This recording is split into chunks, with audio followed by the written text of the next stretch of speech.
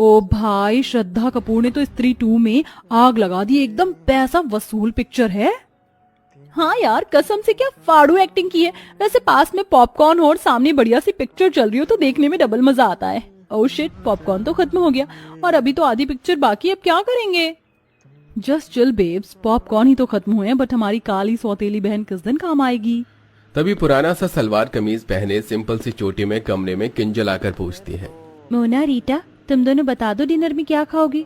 देखो मोना, हमारी प्यारी काली बहन की उम्र कितनी लंबी है, नाम लेते ही हाजिर हो गई। किंजल, जाओ और जाके हमारे लिए पॉपकॉर्न ले आओ। पर रीटा, एक तो पहले ही डिनर के लिए इतनी देर हो चुकी है, रात के 11 बज रहे हैं। अगर इस टाइम तुम दोनों पॉपकॉर्न खाओगी तो फिर रात का डिनर किस टाइम में करोगी।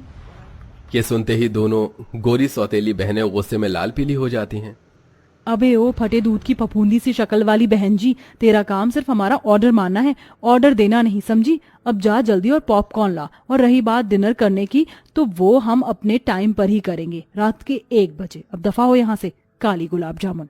नम आंखें लिए बेचारी काली किंजल किचन में जाके पॉपकॉर्न बनाती है। किंजल की माँ गंभीर लंबी बीमारी से सालों पहले गुजर चुकी थी, इसलिए पिता देव प्रेरणा से दूसरी शादी करके ले आई, जिनसे मोना और रीटा हुई। दोनों दूध के जैसे गोरी चिट्टे रंग वाली थी, इसीलिए घमंडी मिजाज की थी। वहीं किंजल काली और बदसूरत थी, लेकिन उसका दिल हीरे की तरह था।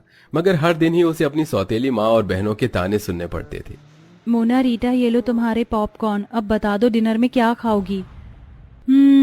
ऐसे करो, आज हमारे लिए कैप्सिकम की सब्जी, जीरा राइस, शाही पनीर, कढ़ाई पनीर बनाना। ये तो रहा मेरा।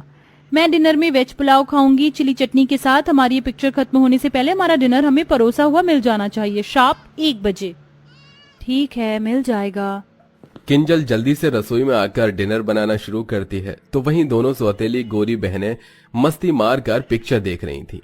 ऐसा करती हूँ, कढ़ाई पनीर और शाही पनीर बनाने के लिए एक ही साथ पनीर फ्राई कर लेती हूँ और बाकी सब्जियों का काटा पीटी भी कर लेती हूँ, इससे थोड़ा टाइम बचेगा।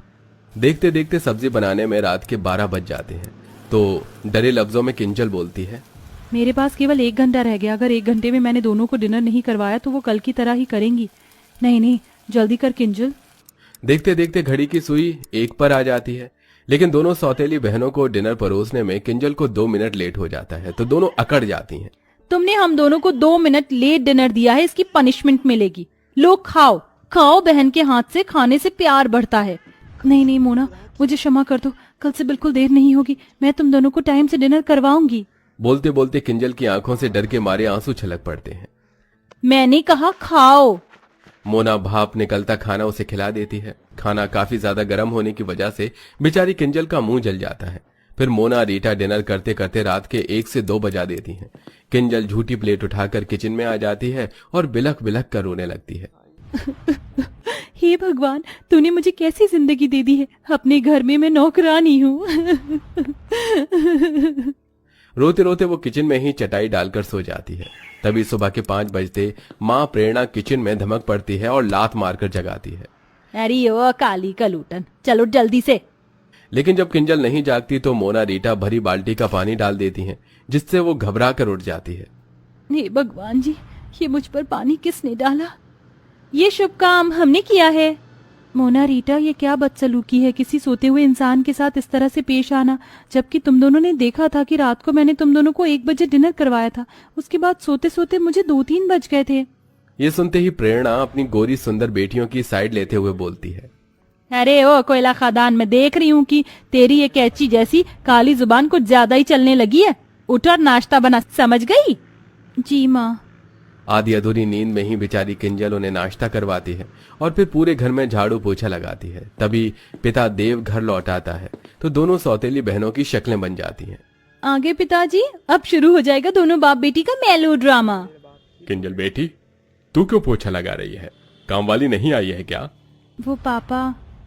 तभी बात काटती हुई प्रेरणा बीच में बोलती है, अरे देव जी, वो आज ना तुलसी की तबीयत ढीली हो गई थी, इसलिए आई नहीं। मैंने तो बोला था किंजल को कि मैं कर लूंगी, ला दे मेरी बच्ची, तू नाश्ता कर। वैसे आप ऐसे अचानक से कैसे आ गए? कोई खबर भी नहीं दी, ना कोई फोन कॉल किया।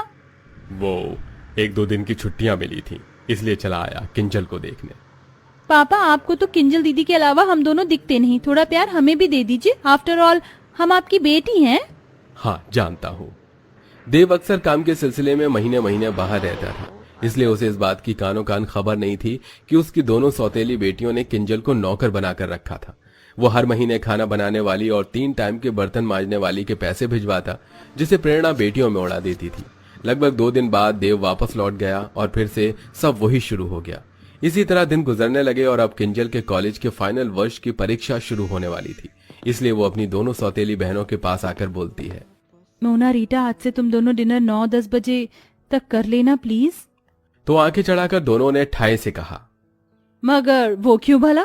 क्योंकि कल से मेरी परीक्षा शुरू हो रही है तो मुझको पढ़ाई भी करना है। क्यों रे जली भरते की शक्ल वाली, तुझे क्या लगता कि तू पढ़ लिख कर कलेक्टर बन जाएगी? बेलिनी तुझे रोटी आई हैं। हम अपना रूटीन नहीं बदलेंगे। हम रात के 1 बजे डिनर करती थी और 1 बजे ही करेंगे, समझ गई? दोनों का फैसला सुनकर मायूस मन से किंजल उन्हें 1 बजे रात में डिनर करवाती है और बाकी टाइम घर के कामों में उलझ कर रह जाती थी। एक दिन जब वो रात के डिनर के लिए दोनों से पूछने आती है तो दोनों शॉर्ट सा गाउन पहने मेकअप में लगी पड़ी थी। मोना रीटा, तुम दोनों कहीं जा रही हो क्या? हाँ, आज हम दोनों पार्टी करने जा रही हैं। अच्छा, तो फिर तुम दोनों खाना तो वहीं से खाकर आओगी ना? तो फिर मैं रात का डिनर रहने देती हूँ।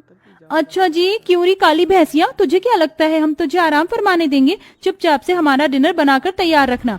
आज डिनर में हम आलू गोभी, मिक्स वेज, लच्छा पराठा खाएंगी। जानबूझकर दोनों लंबी चौड़ी लिस्ट देती हैं। तभी वो मायूसी से बोलती है, इतना खाना बहुत ज्यादा नहीं हो जाएगा डिनर के हिसाब से? कुछ ज्यादा नहीं होगा, तू बना देना बस। दोनों ऑर्डर झाड़ कर चली जाती हैं। किंजल सारा डिनर तैयार कर देती है, लेकिन दोनों बहनें पार्टी में से फुल पेट खा पी कर आती हैं, जिस वजह से रात का डिनर नहीं खाती। इसलिए अगले दिन खाना बच जाता है तो प्रेरणा किंजल पर आग बबूला हो जाती है। किंजल, अरे ओ किंजल, अरे ओ काली भैंसिया कहाँ है? किंजल डरते हुए प्रेरणा के आगे हाजिर होती है। जी माँ, बुलाया आपने? क्यों री, ये सब क्या है? रात को क्या पूरे मोहल्ले को दावत करवानी थी? कितना खाना बनाया था जो सारा बच गया। ये भरे पतीले के पुलाव, पता है ये चावल कितने महंगे आते हैं? और तू मजे से बना बना कर फेंक रही है। माँ, मेरी इसमें कोई गलती नहीं है। मोना और रीटा ने कहा था बनाने को और दोनों कल बाहर से ही खाकर आई थी तो डिनर नहीं किया। ये सुनकर दोनों सौतेली बहन शातिर तरीके से सारी बात उस बेचारी पर ही थोप देती हैं। ओ, कितनी झूठी और मक्कार है ये। माँ कसम से हमने तो बोला भी नहीं था डिनर बनाने को, अपने मन से बनाया। ये सुनकर प्रेरणा किंजल को बहुत पीटती है। माँ, मत मारो ना माँ। बहुत चर्बी बढ़ गई है तुझको शाही पकवान खाकर। आज से तेरा खाना बंद, अब केवल तुझको सूखी रोटी मिलेगी बस। इस तरह गलती न होने के बाद भी अब किंजल सारा दिन किसी कोल्हू के बैल की तरह काम करती और दोनों सौतेली बहनों को उनके मन मुताबिक रात के 1 बजे डिनर करवाती, जिससे उसका शरीर बहुत ही कमजोर पड़ जाता है। अरे ओ बहन जी, ये कैसी काली दाल बनाई है तूने, अपनी सूरत के जैसी। अब कौन खाएगा इसको? सब्जी भी एकदम बीमारों वाली बनाई है। रुक जा तू। गुस्से में मोना उसके बाल पकड़ लेती है, जिससे वो चक्कर खाकर बेहोश हो जाती है। उसी टाइम आधी रात को पिता देव घर लौट आता है और बेटी की बिगड़ी हालत देखकर आपा खो देता है। किंजल बिटिया उठना, आखिर तुम दोनों ने क्या किया है इसके साथ? देव डॉक्टर को बुलाता है। जहां एक तरफ डॉक्टर उसकी जांच पड़ताल करते हैं तो वहीं दोनों सौतेली बहनों की आंत सूखी जा रही थी। देखिए, इनके शरीर में बहुत सारे पोषक तत्वों की कमी है। इन्होंने काफी दिन से सही ढंग से खाया पिया नहीं है और इन्हें नींद की भी शिकायत है। इनको भरपूर नींद और अच्छे खान पान की जरूरत है। तभी किंजल को होश आ जाता है। दोनों बहनों को पसीने छूटने लगते हैं। अब तो ये पिताजी के आगे सब बोल देगी, हमारी वाट लगा देगी कि हम इससे रात के 1 बजे डिनर बनवाते हैं।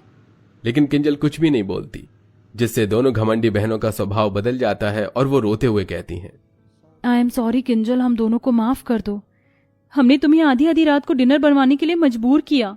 किंजल दोनों को माफ कर देती है और अंत में दोनों बहनें उसका अच्छे से ख्याल रखती हैं। साथ ही उनकी बुरी लत जो रात के 1 बजे डिनर करने की थी वो भी खत्म हो जाती है। तो देखा दर्शकों आपने, अच्छे स्वभाव से हम किसी का भी दिल जीत सकते हैं, जैसा कि हमारी स्टोरी की काली बहन ने अपने अच्छे स्वभाव से अपनी दोनों खूबसूरत घमंडी बहनों का दिल जीत लिया। तो दोस्तों, आपके हिसाब से रात का डिनर करने का सही टाइम क्या होना चाहिए? कमेंट बॉक्स में जरूर बताइएगा। साथ ही आपको हमारी ये कहानी कैसी लगी हमें ये भी बताइए।